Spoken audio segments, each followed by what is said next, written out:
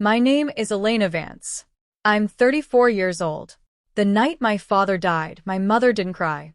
She sat at the kitchen table with a glass of Chardonnay and a folder full of documents she'd already prepared.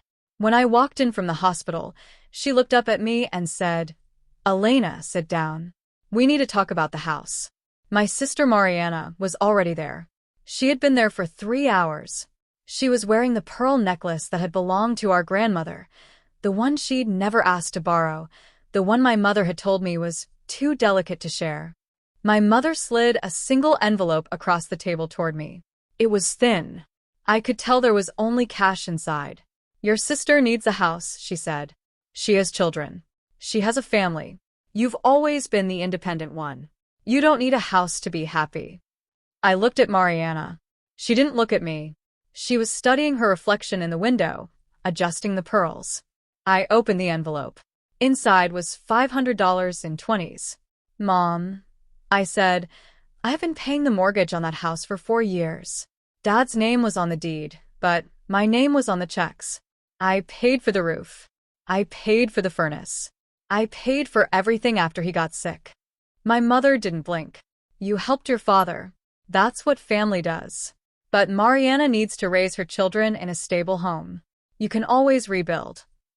I turned to my father's picture on the mantel.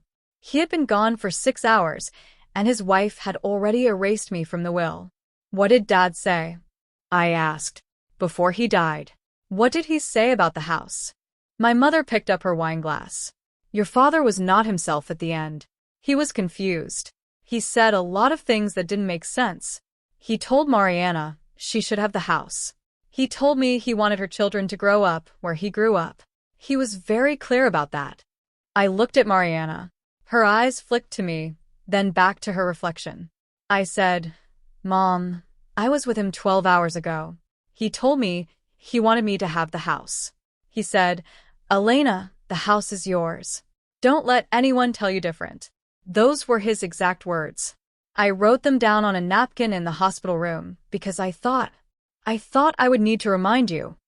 My mother set her glass down. "Elena, your father was on morphine. He was hallucinating. The will is clear. Mariana gets the house. You get $500. That's what he wanted." She slid a copy of the will across the table. I recognized my father's signature at the bottom. It looked like his handwriting. But I had spent 4 years watching my mother practice signatures. She was a real estate agent. She signed documents all day long, and she had taught me when I was 13 how to mimic any signature. I didn't say anything that night. I took the $500. I packed a bag. Mariana didn't hug me goodbye. My mother didn't walk me to the door. She said, "You've always been the strong one, Elena. Strong people don't need houses." I sat on the Greyhound bus for 3 hours, watching the city lights disappear, and I made a decision. If you've ever been called the strong one by the people who were about to break you, leave a comment with the year it happened. I read every single one. The bus took me to Chicago. I had $480 left after the ticket. I spent the first night in a 24-hour laundromat. The second night, I called the only person I could still trust. My name is Elena Vance. I'm 34 years old. But 7 years ago, I was 27. And I thought I had lost everything. The call I made at 2 o'clock in the morning was to a woman named Clara Higgins. She had been my father's bookkeeper for 32 years. She lived in a small apartment above her son's garage in a town called Willow Creek, 2 hours from where my parents lived. Clara answered on the first ring. She said, "Elena, I've been waiting for you to call." I told her what had happened. I told her about the will, about the house, about the $500. She listened without interrupting. When I finished, she said, "Your father called me 3 months before he died. He asked me to keep something for you. He said, 'My wife is going to try to erase her. She's been practicing my signature for years. I need you to hold this until Elena asks for it. She will ask. She's the only one who will.'" Clara told me she had a key to a safe deposit box at a small credit union in Willow Creek. My father had opened the box in 2019, right after his first heart attack. He told me the box had 3 things in it, Clara said. "A letter to you, a copy of his real will, and something else he didn't explain. He said, "Elena will know what to do with the third thing when she sees it." I took the next bus to Willow Creek. I arrived at Clara's door at 7 o'clock in the morning. She was already dressed. She handed me a cup of coffee and a small brass key. "I've been holding this for 3 years," she said. "I don't know what's in that box. I didn't want to know. But your father trusted me. And I trust you." The credit union opened at 9 o'clock. I was waiting at the door. The box was number 47. The key turned easily. Inside, there was a thick envelope, a copy of a will dated 2022, and a single photograph. I opened the envelope first. It was a letter from my father. I still have it. It's the only thing I kept from that day. It was 4 pages long, handwritten in his shaky, late-stage handwriting. I've never read it all the way through without crying. But here's the part that mattered. My father's letter said, "Elena, if you're reading this, I'm gone. And I'm so sorry I didn't do this while I was alive. Your mother and I had a fight in 2004. She threatened to leave me. She said she would take Mariana and make sure I never saw her again. She told me if I wanted to stay married, I would never tell anyone about the money. The money came from my mother's estate. Your grandmother left me $400,000 in 2002. I didn't tell your mother. I was afraid. I put it in a separate account. I was waiting for the right time. In 2005, your mother found out. She was furious. She told me I had to put it all in a joint account she could control. I agreed. I put $350,000 in the joint account. I kept $50,000 hidden in the credit union because a part of me knew I would need it to protect you. Mariana has always been your mother's favorite. I saw how they treated you. I saw the way they made you feel small. I was a coward for not stopping it. I will carry that with me. The house is yours. The will your mother has is not real." I signed a new will in 2022, witnessed by Clara and the credit union manager. In it, I gave everything, the house, the savings, everything, to you. I left Mariana $10,000. I left your mother enough to live on for 2 years. I know they will try to take it from you. I know they will lie. That's why I'm leaving you this proof. The photograph in this box is the proof they can't argue with. You are my daughter. You have always been my daughter. I am proud of you for being strong. But you shouldn't have had to be strong. I should have been stronger. Love, Dad. I unfolded the photograph. It was a picture of my father in 2002, standing next to a lawyer. He was holding a document. On the back, in his handwriting, were the words, "Original will, signed May 12, 2002. Copy stored with bank." The photograph was dated. The lawyer had his arm around my father. The document was clearly visible. I didn't cry in the bank lobby. I sat in a chair for 20 minutes. Then I called Clara. "Did you know about the letter?" I asked her. "Your father asked me to keep it sealed," she said. "He said you'd know when it was time." I asked Clara if she would testify. She said, "I've been waiting 3 years to testify, Elena. I'll drive to whatever court you need me in. If you've ever held something in your hands that proved you weren't crazy, tell me in the comments what it was. I'll read every answer." I didn't confront my mother immediately. I waited. I waited because I knew she would show her hand eventually. She didn't disappoint. 2 weeks after the funeral, my mother posted on Facebook a photograph of Mariana, her husband, and their 2 kids in front of the house. The caption, "Our family home, where generations of love will continue to grow. So blessed."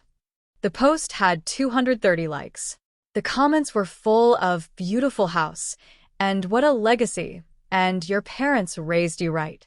I screenshotted it. I started a folder on my phone. I called it Exhibit A. Then my mother called me. She was crying. She said, "Elena, I need you to come to the house. I need you to sign something. The title transfer is stalled. Mariana needs your signature. Just a formality. Please." I said, "I'll come Sunday." I spent Saturday night with Clara, going over every detail. She had saved photocopies of the real will. She had saved the bank records showing the joint account was opened in 2005 with only $350,000, not $400,000. Your father was brilliant, Clara said. He knew she would look at the large amount and stop asking questions. He hid the difference in plain sight. On Sunday morning, I drove to the house I had paid for. The house my father wanted me to have. The house my mother was giving to my sister. Mariana opened the door. She was wearing the pearls again. She hugged me like we were close. She said, Elena, I'm so glad you came.